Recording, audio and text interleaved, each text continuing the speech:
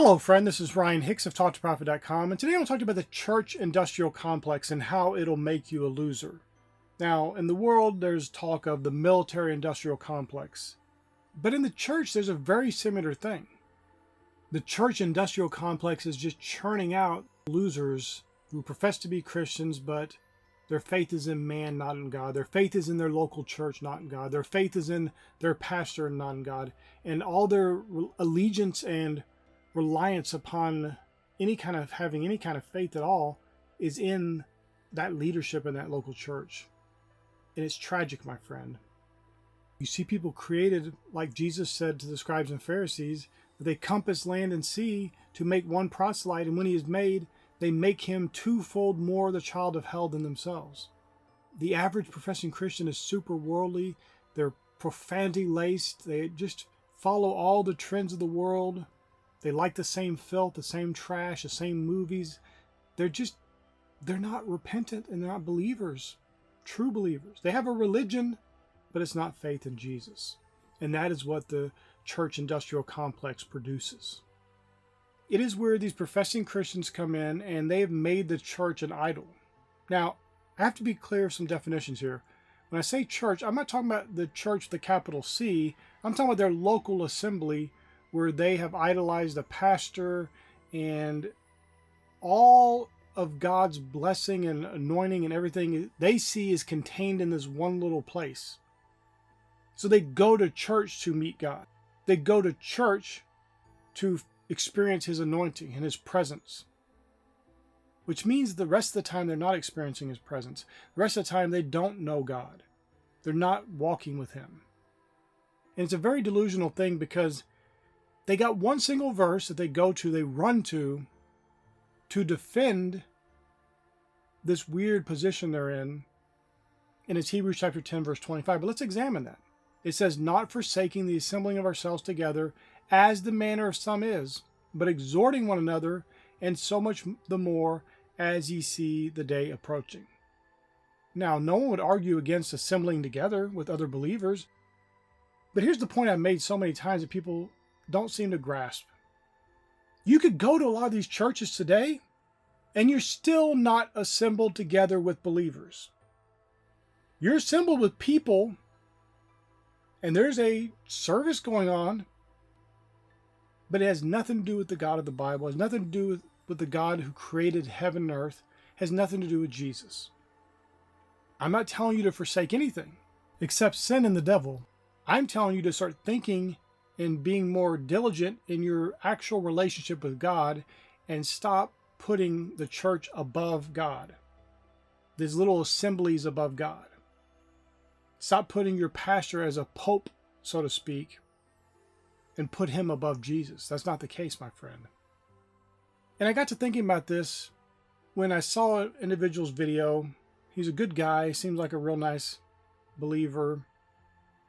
But in the middle of him making a video and talking about subjects, and he was right about the subjects he was talking about, he starts backpedaling and saying, well, I'm not a theologian, I'm not a pastor, I'm not a seminary graduate, so I might have stuff wrong. This weakness has to be rooted out of people. A Christian is bold as a lion. What is being a theologian? There's atheist theologians. What does that mean?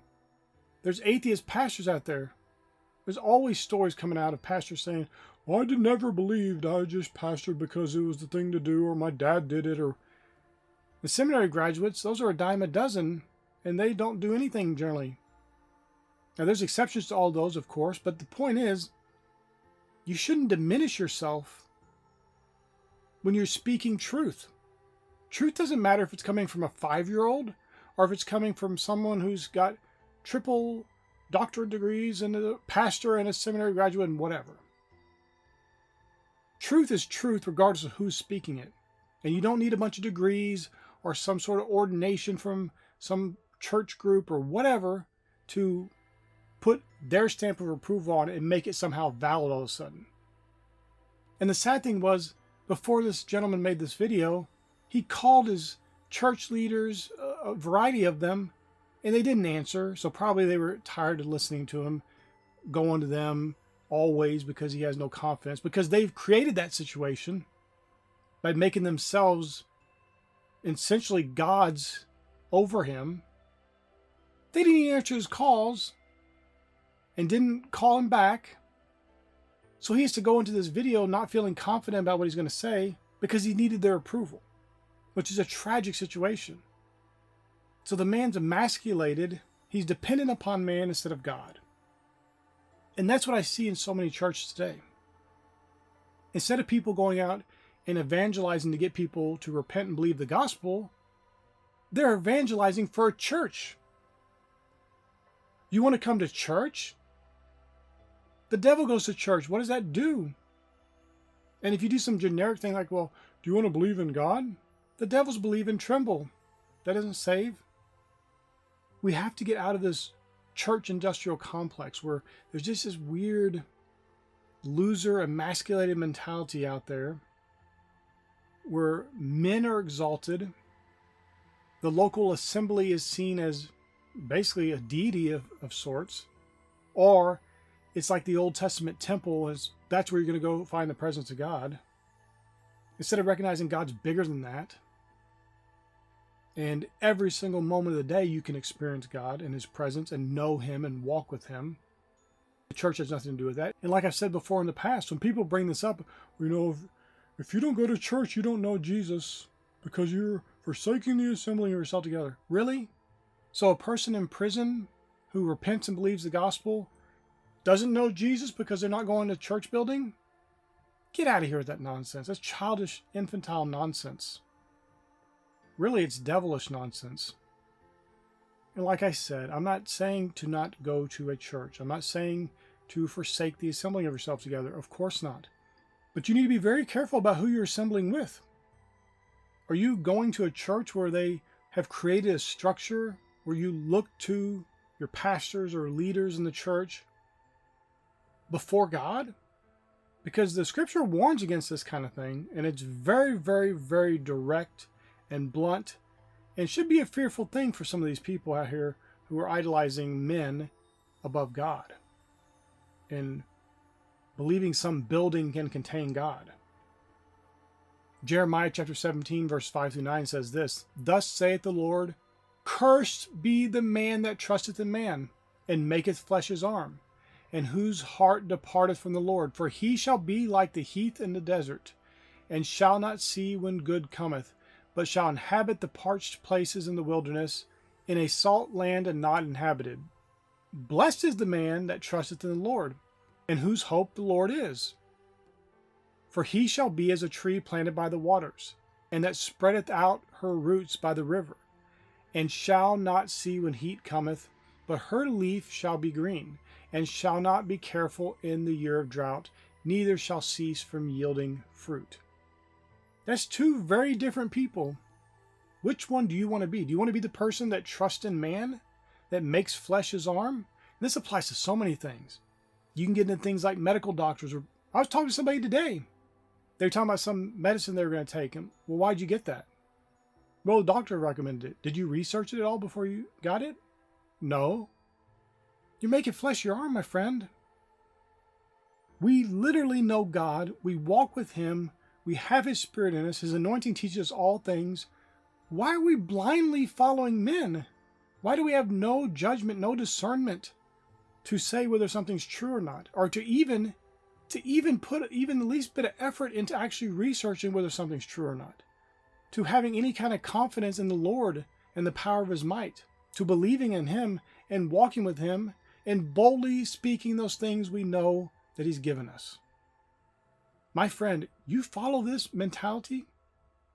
That same individual I was talking about the video, he's a nice guy. He's emasculated, obviously, dependent upon man and their approval of whether what he's saying is true or not. And who knows what happened? I don't know how he got to that point. Maybe he was always that way. Maybe they beat him up over some video where he didn't say something right. And so now he's always feeling he's got to get their approval. Who knows? That happens a lot, though, where pastors and deacons and leaders and stuff are just basically abusing people, manipulating them because they said something a little different than what they would have said. But this man was getting so close to the truth. You could see how his local church had robbed him of the truth. He was getting so close. And then he would pull back and say, well, but I'm not preaching a prosperity gospel. Which is amazing. What other gospel is there besides prosperity? Is it not prosperity to know the Lord Jesus Christ, to be born again, to be a new creature in Christ, to have the abundance and grace of God overflowing in your life? Is that not prosperity? But they shrink back and they mock and ridicule the truth. And they go back to the man's traditions, back to what men say about things, back to the mediocrity of the world. And that's what those churches will do for you.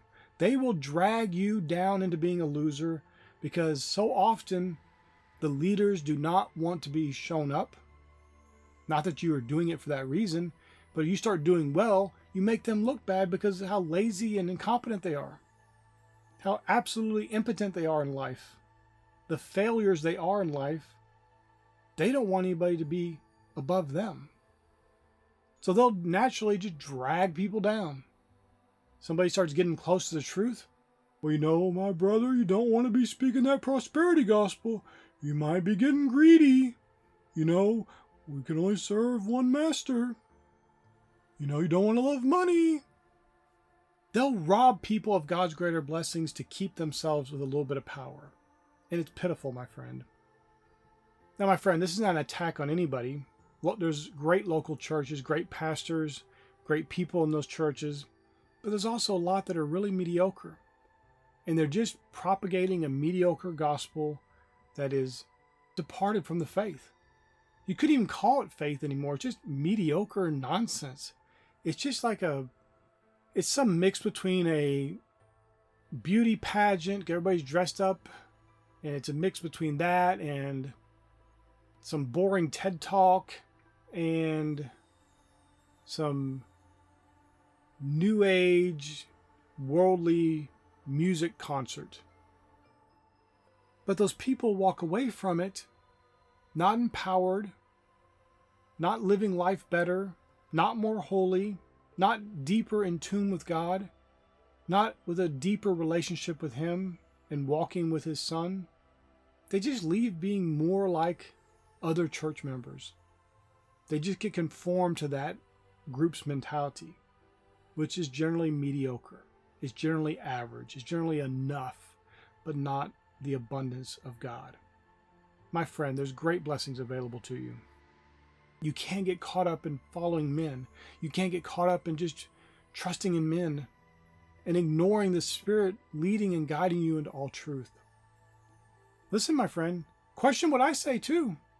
Examine what I say. Examine with the Scripture. Prayerfully consider it. And accept the truth, receive it, and if it's not true, cast it out. No big deal. But don't get caught up in trusting men and just blindly following them with no leading of the Spirit, no following the Spirit, just trusting in man. Because that brings a curse, my friend. It literally makes your heart depart from the Lord.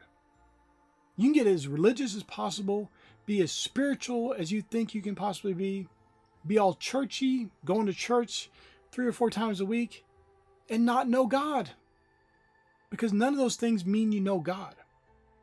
They can be part of knowing God, but oftentimes it's just people going through the motions. And there's a real relationship with God that will make you be a winner in life, make you victorious in life, make you have great and glorious faith, that you boldly decree the things you want and you get them. And you just create goodness and grace everywhere you go because you're that blessed and honored person that the Lord just rains down blessings and glory from heaven upon.